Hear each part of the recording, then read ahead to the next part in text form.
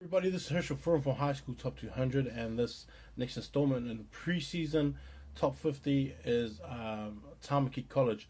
Now, Tamaki College last year they went unbeaten. They only had one draw, and that was in the finals.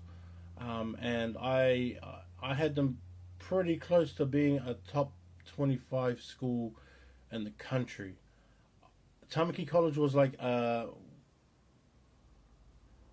because the way that it's set up, I think that they were actually a 1A team that were just playing in the 1B division because they didn't qualify um, for the relegation games, which are the other two ones.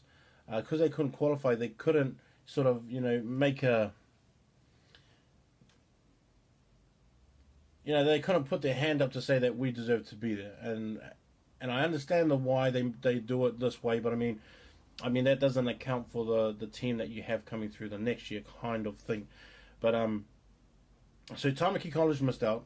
They were a 1A team. They were playing in the 1B competition, but they had such a good structure to their team. They had such a good mix of players that were all really, really strong, and a lot of them returned back this year. And it's they're going to play for the relegation to be relegation rounds. I think they're going against Otahu. I think it is, who also have a lot of year 12s coming back as well. So um,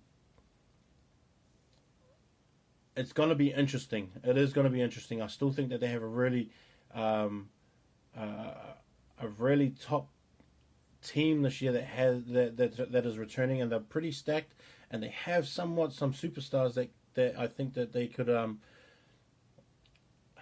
push a lot of Blues players. I think that they have some Blues under 18 potential players in this team, and so it's going to be interesting. I expect them to win their relegation game, and they go up into the 1A this year. And so them and Liston are going to be the ones that are going to be playing, and Otahu is definitely one of those teams. I can't remember who the other one is, but Tamaki. I think that whoever they play, they're going to be going up. So it's going to be a good learning experience if they actually make it to the 1A, and then having to play all these bigger teams week after week, and then they're going to have to learn from these systems and learn from these games, or these different systems, different style of games, and the different style of players that they have to go up against. But I do think that they do have some players that can compete with a lot of those guys. They have a young fullback, Junior Mafaleo, who's an up and coming guy. He was invited to the Blues under-17s camp, and he's been under the watch of the Blues for the last year and a bit, and so he's not totally an unknown player. He may be to a lot of you guys, but to a lot of us that do this kind of stuff, we've known about him for a year or so, and he's going to be a guy that you have to watch. He's really sharp. He's a really smart kid as well. He's really smart on the field and makes pretty good decisions throughout the game. It looks like him. He will be at fullback. Tino and Mafi will probably be the wingers, which makes up for a pretty good attacking style and things like that. And so, as long as they can keep that side of it running, where the wingers get involved a lot with the attacking with Junior, and making sure that Tino is right there as well as Muffy, and that they attack all together, they're going to have some good returns on balls being kicked back. Also, those when they attack, because they'll have Lepa will probably be in second five, as well as Jordan Schwanke will probably be in centres, and so that midfield is really strong. I remember watching Jordan last year and thinking, man, this kid, he's one of those kids that you thought was maybe a 1A player kind of guy, just stuck in the 1B competition. He was one of those guys, along with a few other guys, like Ronnie Wright from last year was another kid. And so, like, Jordan Schwanke's back. Him and Leopard are probably going to be in the midfield, which is really a really strong midfield, and they're going to be able to bang out against those other guys in the 1A.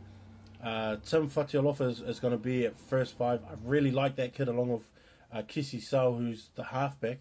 And that combination, and all four of those guys, they would be able to work well together, and they have the structure to take that back line and go against the other big back lines. Like, I'm going to be interested to see how they go against Sacred Heart as well as St. Kitts, seeing if they can match the speed of Mags, and seeing if they can take on guys like Lalo Milo at De La Salle, and seeing how they adapt to those kind of pressures and those kind of levels when it comes to the next level up, and them going up and playing the 1A. Junior Wright is going to be is most likely going to be the number 8. They have Miracle, who's coming back. Miracle Loia is going to be back. Kitiona Leitufia is he was the blind side last year. He is pretty tall, but he was a blind side last year. It looks like he's going to be going to the lock position. They've got a new kid, Tui Moore, who came from Timaru Boys last year, and he's come back up to Tamaki College again. And so it looks like he might go to blindside. And so Miracle and Junior and Tui will be there. Kitiona looks like he's going to be the lock. Which is okay. Like, that's not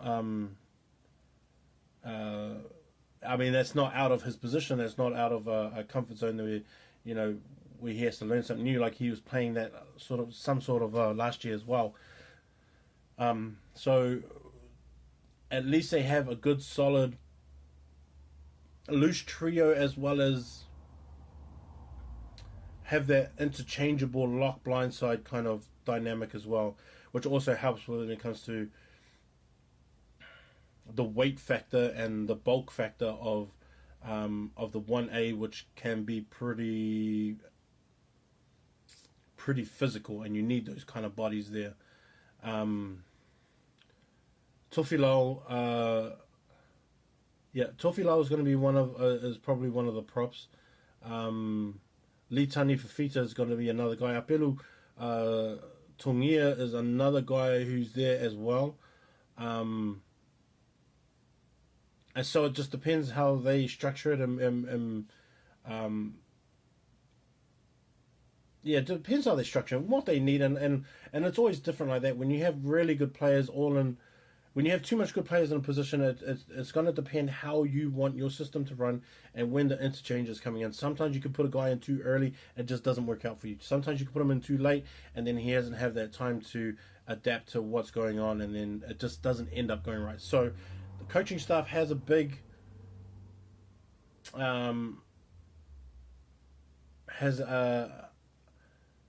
big responsibility to make sure the players are on the field at the right times and the right combinations and the best situations possible. That's probably the hardest for all teams that are at the top of their game. The best in the country is that the management of the coaching staff do things the right way, and then Tamaki has that problem this year where the coaching staff has to be on point, that all the boys are on there at the right times, right situations, right combinations, or else it's not going to work out regardless of how good your team is. Like I said, they still have to pay the relegation round. I still think that they're going to make it. I'll double check on the Otahu, but that should be a good game.